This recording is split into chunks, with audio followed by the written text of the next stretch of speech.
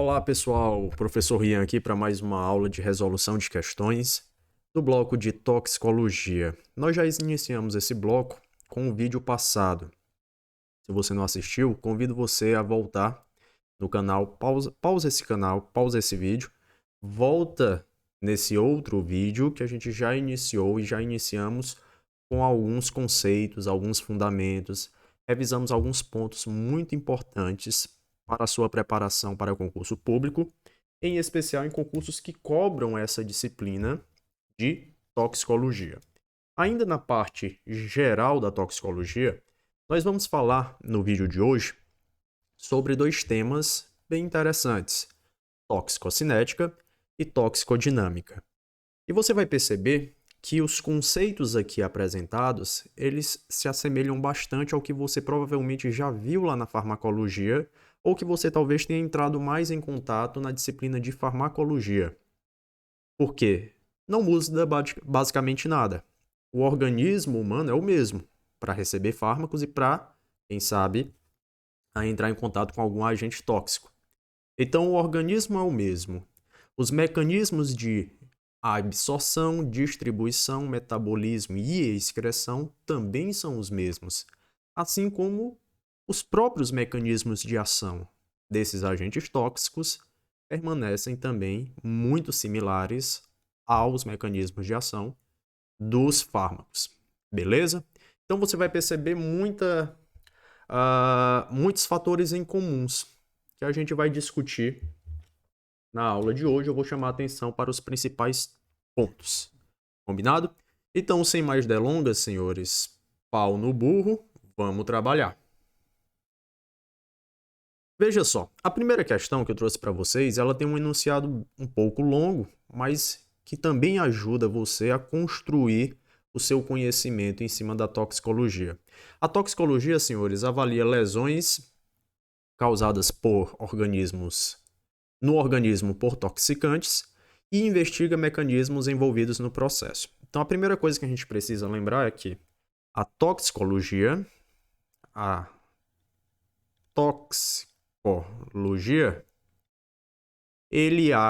estuda os agentes tóxicos. E esses agentes tóxicos no nosso organismo, ele vai provocar o quê? Vai provocar um efeito nocivo. Vai provocar algum mal. Esse agente tóxico, senhores, pode ser de fato uma substância que só tem essa finalidade, fazer mal, ou pode ser uma substância que tem uma finalidade benéfica, mas a depender da dose pode trazer malefícios, pode trazer efeito nocivo. Perfeito? Então a toxicologia ele vai investigar esses agentes tóxicos ou, como a própria enunciado já chamou, toxicantes, né? Toxicantes. E vai procurar o quê? Identificar e quantificar essas substâncias tóxicas. Identificar e quantificar essas substâncias tóxicas. Por exemplo, na toxicologia forense, pode acontecer um crime ou está se investigando um possível crime e cabe ao perito criminal identificar se ali existe um agente tóxico. Cabe a ele também quantificar quanto desse agente tóxico estava presente tanto no organismo do indivíduo quanto, por exemplo, numa cena de crime, para ajudar na investigação e dizer se houve ou não um crime de fato. Então, o toxicologista, em especial o forense, ele tem essa finalidade legal, de prestar uma assistência legal a um caso concreto, né? Investigar se há ou não crime. A toxicologia por si só, ela já tem esse princípio de identificar e de quantificar substâncias tóxicas presentes nos fluidos biológicos. Nos fluidos biológicos. E aqui podem ser vários os fluidos biológicos. O mais comum é o sangue, né? É o sangue. Mas, por exemplo, pode ser a saliva, conteúdo estomacal, entre outros.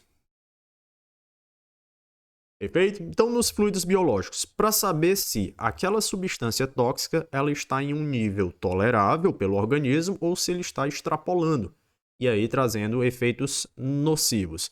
Se não efeitos nocivos imediatos, mas talvez efeitos nocivos a longo prazo. Os complexos eventos envolvidos na intoxicação, desde a exposição do organismo até o agente, desde a exposição do organismo ao agente até o aparecimento de sinais e sintomas, podem ser classificados em 4 fases. Fase de exposição, onde o indivíduo entra em contato com um agente tóxico. Fase de toxicocinética, vamos já falar. Fase de toxicodinâmica e, por fim, a fase clínica. Em conformidade com esse assunto, analise os itens, julgue os próximos itens. Vou apagar aqui só para a gente fazer um breve comentário a respeito dessas fases, tá? A fase de exposição, senhores. A fase de exposição é o contato. Como é que o indivíduo vai entrar em contato com aquele agente tóxico? Ele entrou em contato com que frequência? Ele entrou em contato com que intensidade? E qual foi o tempo de duração desse contato? Então, ele está se expondo. Além disso, é interessante você ver e você analisar qual foi a forma como ele entrou em contato. Qual foi a via orgânica que entrou em contato com o agente tóxico. Por quê? Porque se foi pela via inalatória, já é diferente da via gástrica, por exemplo. É diferente até mesmo em casos de intoxicação, como proceder. Se a via foi tópica, é diferente da via, não sei, ocular, né, nas conjuntivas. Então, a fase de exposição é essa, é quando o indivíduo entra em contato com um agente tóxico. Uma vez que ele entrou em contato com um agente tóxico, esse agente tóxico pode provocar um efeito nocivo local ou ele pode provocar um efeito nocivo sistêmico. Então, uma vez que entrou em contato, pode ser o efeito local, uma irritação na pele, por exemplo, ou um efeito sistêmico. Por exemplo, quando você está no laboratório e, por acidente, entra em contato com um ácido ou uma base forte. Aquele ácido e base forte, eles vão, por exemplo, irritar sua pele, vão queimar sua pele, provocar certas lesões na pele, mas algo que vai ficar somente local. Agora, o agente tóxico pode não se manifestar de maneira alguma localmente e manifestar-se somente de forma sistêmica, como, por exemplo, intoxicação por monóxido de carbono. Você vai inspirar, você vai inspirar aquele gás, né? Gás tóxico, monóxido de carbono, e aquilo não vai se manifestar localmente de maneira alguma. Ele vai agir a nível sanguíneo e vai manifestar-se de forma completa e sistêmica. Perfeito? Então o efeito ele pode ser local ou ele pode ser sistêmico. Quando nós passamos para a segunda fase, a fase da toxicocinética, lembre-se que sempre que vai respeitar aquilo que você já aprendeu na farmacologia, né? Quando se fala de toxicocinética, assim como quando se falava de farmacocinética, lembre-se do ADME. As fases, né? As fases da toxicocinética: absorção, distribuição, metabolismo e excreção. Lembrando que metabolismo também pode ganhar o nome de biotransformação. A absorção é a forma como o agente tóxico penetra no teu corpo. Ele atravessa as barreiras celulares e entra, por exemplo, na circulação. Para ele entrar na circulação, ele precisa atravessar algumas barreiras. Se for via oral, vai precisar atravessar as membranas que formam lá, as microvilosidades que formam lá o teu intestino. Na distribuição, é quando o agente tóxico já está no sangue. E ao estar no sangue, ele vai se ligar a proteínas para serem distribuídas. É como se fossem táxis, como se fossem carros de aplicativo, né? Que o agente tóxico entrou, se ligou à proteína e foi-se embora. Foi ser distribuído ao longo de todo o corpo por onde o sangue passar. Quando ele chegar no sítio de ação, ele vai se desligar e vai fazer a ação naquele tecido específico, perfeito? Metabolismo. O metabolismo podemos dizer, um mecanismo, já começa o mecanismo de eliminação daquele agente tóxico. Ele vai passar por alguns órgãos metabólicos, dentre eles o fígado, e ao passar por esses órgãos, vai sofrer então algumas modificações químicas na molécula, na tentativa de deixá-la mais hidrossolúvel, para que seja facilitada a sua excreção. E por fim, você vai ter a excreção, né, que é você colocar de fato para fora aquele agente tóxico. Depois disso, você tem a toxicodinâmica. E quando se fala de toxicodinâmica,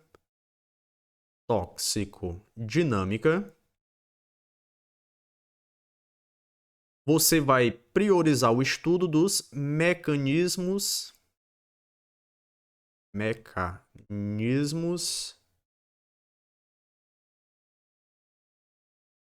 de ação. Os mecanismos de ação, perfeito? Por quê? Porque entender como um agente tóxico ele age no seu corpo, ele manifesta seu efeito deletério, ajuda você também a traçar estratégias para reverter isso, como por exemplo através da utilização de antídotos. Tudo bem? Exemplo clássico, os inibidores da acetilcolinesterase. Você sabe como é que age aquele agente tóxico que inibe a acetilcolinesterase. Pois bem, para reverter, então, a gente usa um antídoto que faz esse deslocamento. Ele tira o agente da sua ligação com a acetilcolinesterase. E, por fim, você tem a fase clínica. E a fase clínica é a manifestação dos sinais e dos sintomas provenientes dessa ação tóxica. Uma vez que o agente tóxico entrou no seu corpo, foi distribuído, encontrou o órgão-alvo, o tecido-alvo, lá ele vai manifestar o seu efeito deletério, lá ele vai fazer o estrago dele. E uma vez que ele faz o estrago, o seu corpo vai manifestar isso de alguma forma, através de sinais e sintomas de intoxicação. Perfeito? Revisãozinha bacana, revisãozinha feita, anota tudo. Professor, perdi alguma coisa. Pausa o vídeo, volta o vídeo, não paga, tá? O vídeo é de graça, você pode voltar quantas vezes você quiser. Não ficou alguma coisa clara? Volta o vídeo e assiste novamente. E vamos responder a primeira questão. Na primeira questão, senhores, vou só apagar aqui para que a gente possa ter um quadro mais limpo, né? Olha só. Na primeira questão ele diz, a via de introdução do agente tóxico no organismo, a concentração do xenobiótico e a susceptibilidade individual devem ser considerados na fase de exposição.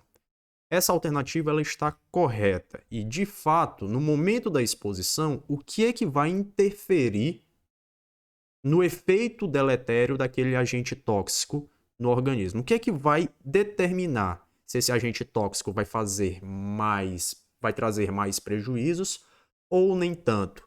Vai ser, primeiro, a forma como ele entrou em contato com o organismo. Ele entrou em contato pela pele? Ele entrou em contato pela mucosa do trato gastrointestinal? Ele entrou em contato através da via respiratória? Além disso, em qual concentração esse xenobiótico entrou em contato? Porque quanto maior a concentração, maior vai ser o seu efeito deletério, maior vai ser o seu efeito nocivo. É claro, não vai determinar somente, não vai ser a concentração o único fator determinante dos efeitos nocivos. Existem outros que a gente ainda vai estudar na aula de hoje. E além disso, claro, a própria susceptibilidade individual.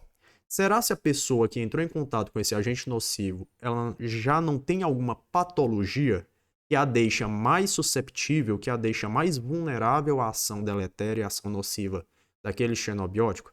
Será se o indivíduo que entrou em contato é uma criança? E crianças possuem, por exemplo, uma menor quantidade de albumina. Se contém menor quantidade de albumina, o agente tóxico, uma vez no sangue, ele vai estar presente na sua forma livre, né? Em maior quantidade. E assim ele pode provocar uma intoxicação muito mais fácil, né? Ele vai conseguir alcançar o órgão-alvo em concentrações muito maiores. Então, tudo isso é levado em consideração, claro, no momento da exposição, para determinar se há ou não um maior ou menor efeito nocivo. Então, a alternativa está correta. Olha só essa questão. Ele diz que a fase toxicocinética inclui os processos envolvidos na relação entre disponibilidade química e concentração dos fármacos nos diferentes tecidos e organismos. Faz parte dessa fase a biotransformação e a excreção. Questão muito fácil, né? Chega até a ser ofensiva ao concurseiro que está estudando. De fato, você tem que lembrar que a toxicocinética, conforme já foi anotado, toxicocinética, ela é constituída da absorção, da distribuição, do metabolismo e da excreção. Metabolismo aqui entenda também como biotransformação. Perfeito, tranquilo, sossegado, muito fácil. Olha aqui a terceira questão. Na terceira questão ele diz: os xenobióticos eles são transportados pelo sangue e pela linfa. De fato, você pode ter a distribuição tanto no sistema sanguíneo quanto no sistema linfático. E vários são os fatores que influenciam na distribuição. Considere as afirmativas a seguir. Ligação de proteínas plasmáticas, diferenças regionais de pH, coeficiente de partição, água-óleo de cada substância. Qual deste, né, a distribuição de xenobióticos depende de... Vamos lá.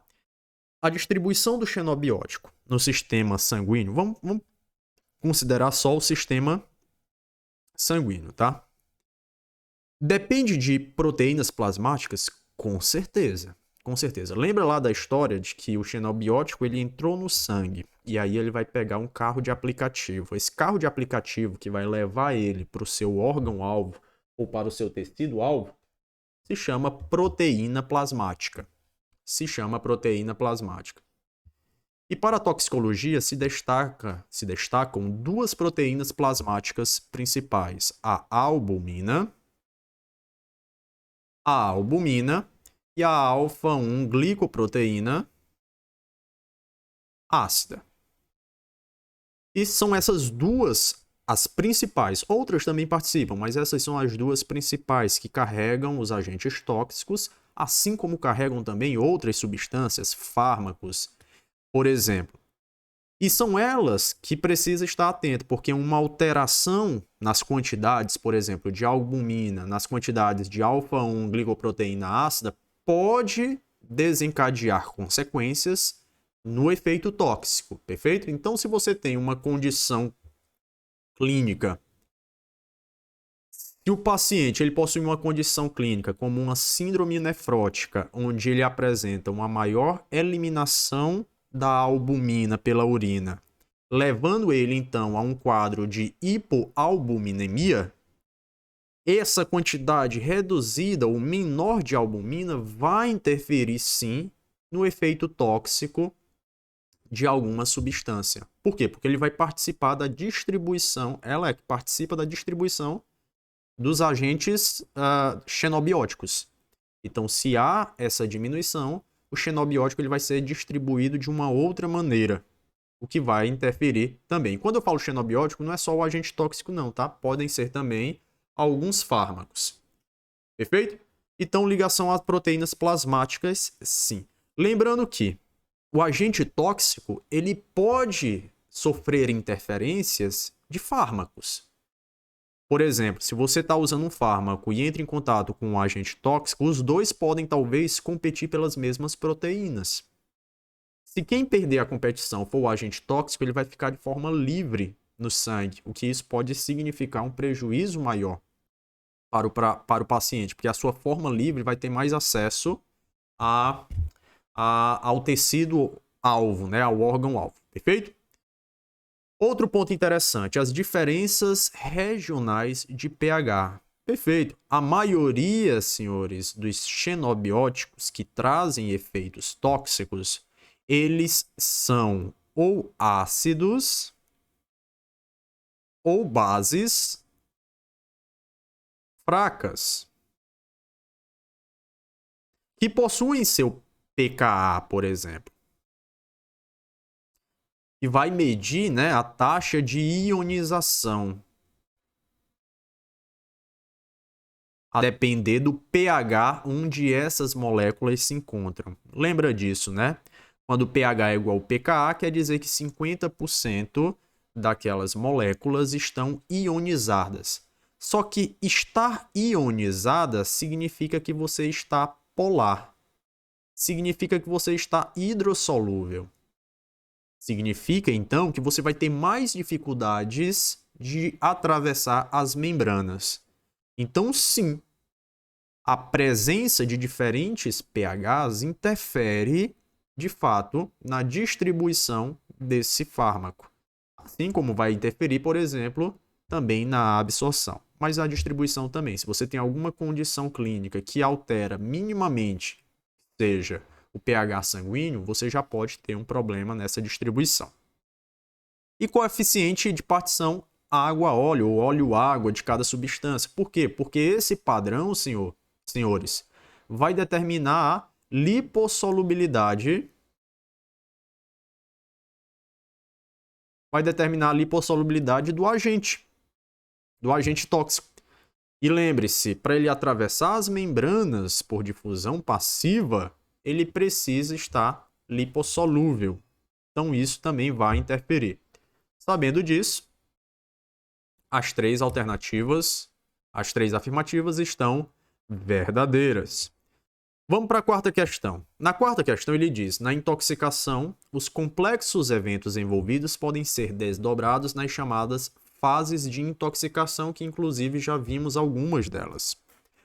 A fase em que a superfície externa ou interna do organismo entra em contato com o toxicante, fala sério, né? Fala sério, qual é? Entra em contato? É a fase de exposição. Veja só, a questão ele fala apenas em entrar em contato. Entrar em contato. Ele não fala de atravessar essas superfícies. Porque se fosse atravessar as superfícies, entraria na fase de absorção. Aqui é entrar em contato. Ou seja, é se expor àquelas moléculas nocivas, aquelas moléculas tóxicas, o agente tóxico. Perfeito? Então é a fase de exposição. Quinta questão. Questão boa. Na biotransformação, há relações da fase pré-sintética e da fase sintética. Não é uma reação de fase sintética da biotransformação qual? Veja só, senhores. Na biotransformação, de fato, existe a fase 1 e as reações de fase 2, que é essa tentativa do organismo de modificar a estrutura química da molécula para torná-la mais hidrossolúvel e permitir uma melhor excreção. As reações de fase 1 são essas consideradas reações pré-sintéticas. São as reações pré-sintéticas. É aquelas reações onde você modifica diretamente a molécula. Você promove uma hidrólise, você promove uma oxidação. Já a fase sintética é quando você pega aquela molécula e junta ela e conjuga ela com outra molécula. Uma molécula solúvel em água, fazendo com que o complexo então se torne solúvel. E assim facilitando a excreção. Ou seja, a redução, letra A, é a única reação que não é sintética. As reações da fase pré-sintética, senhores, pré-sintéticas, também chamadas de reação de fase 1, elas são consideradas também, vou dar um outro nome, reações catabólicas. São reações de hidrólise, oxidação, reação de hidrólise, oxidação, reações de redução, dentre outras, ok? Esse primeiro momento, você tenta modificar a estrutura química. para aumentar a hidrossolubilidade dela. Depois você tem as reações sintéticas, também conhecidas como reações de fase 2, também conhecidas como reações anabólicas. Você pode encontrar. Onde eu faço as conjugações. Ou seja, eu junto uma molécula que ainda está insolúvel em água com outra molécula que é muito solúvel em água. Para tentar fazer com que o complexo agora se torne solúvel e seja possível a sua excreção. Perfeito? Então ele pergunta qual é a que não é. A que não é reação de fase sintética. Redução. Perfeito? As demais você vê até pelo nome, tá? Conjugação, conjugação, conjugação e conjugação. Ok? E a última questão. O entendimento de mecanismos moleculares e bioquímicos de agentes tóxicos é de grande importância para a aplicação de medidas preventivas e terapêuticas de intoxicação. São mecanismos de ação tóxica, exceto. Vamos lá. Quais são os mecanismos que podem agir, né, na toxicodinâmica? Para que haja o efeito tóxico, você tem interação entre o tóxico e os receptores? Tem. Mesma coisa que acontece lá na farmacodinâmica, acontece na toxicodinâmica. Você pode ter complexação com biomoléculas? Pode também. Exemplo, a carboxiemoglobina. É um exemplo de onde você complexa ali com a hemoglobina, o monóxido de carbono, deslocando então a hemoglobina, né? Deslocando, perdão, o oxigênio desse complexo. Interferência nas funções? Só o que tem, né? Quando você tem uma ação tóxica, você pode, por exemplo, modificar uma função endócrina. E ao modificar uma função endócrina hormonal, você tem interferência no corpo todo, por exemplo. Inibição da fosforilação oxidativa. Sim, ele pode inibir, por exemplo, a produção de ATP. Ele pode inibir alguma sinalização bioquímica. Agora, a ação tóxica, ela não tem como seu mecanismo a seletividade de ação, tá? Dentre as alternativas, essa alternativa é a que mais se contrapõe. Não, seletividade de ação não. Perfeito? Os agentes tóxicos, eles podem até ser seletivos, mas isso não faz parte do seu mecanismo de ação. Tudo bem? Pois bem, se você gostou da aula, por favor, vá lá, deixe o seu like, deixe o seu comentário. Deixe sua dúvida lá no comentário, sugestão, elogio, críticas. Se você não está inscrito no canal, por favor, se inscreva e ative as notificações para que toda vez que tiver um vídeo novo, você seja prontamente avisado. E se você não me segue no Instagram, siga-me lá. Eu coloco de forma rotineira questões dos mais variados assuntos, dos mais variadas matérias, para que você possa ali ir testando seus conhecimentos. Além, claro, posto dicas, posto sempre que um vídeo novo está no canal. Beleza? Eu aguardo você lá. É isso aí. Valeu, tchau, tchau.